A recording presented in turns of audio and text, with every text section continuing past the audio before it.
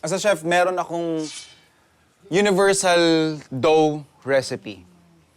We've shared it with you guys nung nasa Denim Jeans tayo, kung saan gumawa tayo ng Neapolitan pizza.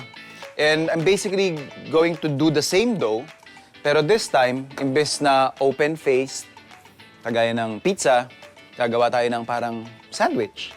Calzone. Yung filling natin, isa sa mga components yon, and of course, yung sauce, yung ating filling, this is optional. Pero dahil napakaganda ng pugon ng Vilelas Farm, i-maximize ko lang siya. Ipi-pre-cook ko siya doon sa loob ng oven with our tomatoes. Pasok lang natin sa oven.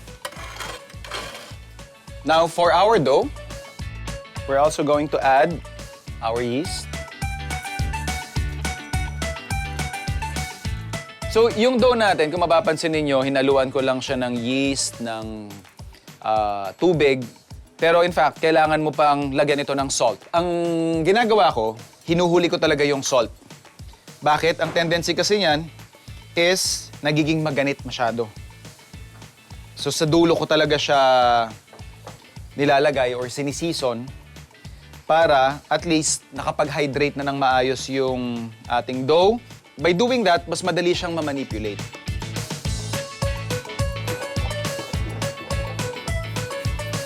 Okay? So we're just going to rest this hanggang dumoble siya. Woo! So, okay na yung ating oven-roasted na tomatoes, which we will use sa ating sauce para sa ating calzone. Filling natin yung bacon, caramelize na rin yung top.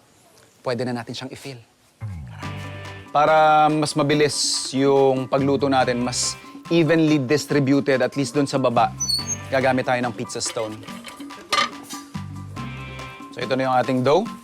Pogi, di ba? Ang ganda nung pagka-rice niya. And then, i-deflate lang natin yan to shape.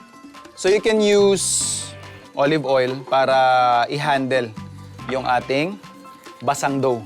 So I'm also gonna apply here on the surface para hindi siya dumikit. So i-shape lang natin to into 4 portions or probably 5. Maraming mga kaluluwang nag-aantay dyan sa gilid ko kaya. Baka 6.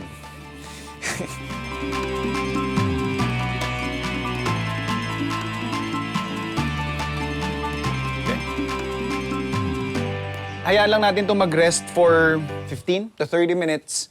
Hayaan lang natin na mag-relax yung gluten na binuo natin by forming or shaping it. And for the sauce, since meron tayong fresh tomatoes na pinasok natin sa oven, nag-caramelize na rin yan, yan lang yung kailangan mo para gumawa ng isang masarap at solid na sauce para sa ating calzone.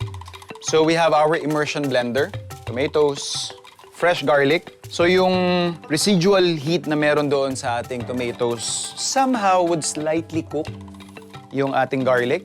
And we're just going to add some basil oil.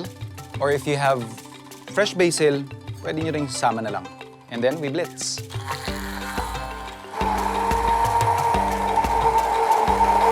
Pinch of salt. Ganun lang kasimple. In less than 5 minutes, meron na tayong dip or sauce para sa ating calzone. We're just gonna portion yung ating cheese. So we have here cheddar. Pwede nyong i-grate, definitely. Ating mozzarella. For this, mas-strip ko siya ng grated. So we're choosing different bits and sizes ng ating cheese para lang din somehow texture doon sa ating filling. And finally, we fill it up. Bacon, yung ating cheddar, mozzarella, and then we just fold. I-overlap lang natin yan. You can shape this ng trip ninyo, but basically just clipping it together or clamping it together is the usual style. Ako naman, fino-fold ko lang siya.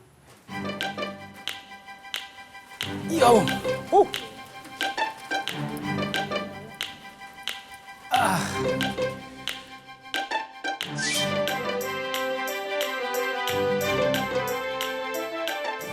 Uy, sisipag ng mga katrabaho ko talaga, oh. Merienda muna kayo dyan. Yan na ba yun? Yes, sir. Muusok-usok pa.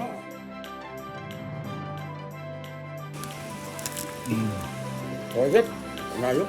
We're just marveling on yung development ng crust, yung crumb natin. For you to have this kind of end product, kailangan talagang nasa 700 to 1,000 degrees inaabot yung oven para masarap na masarap siya.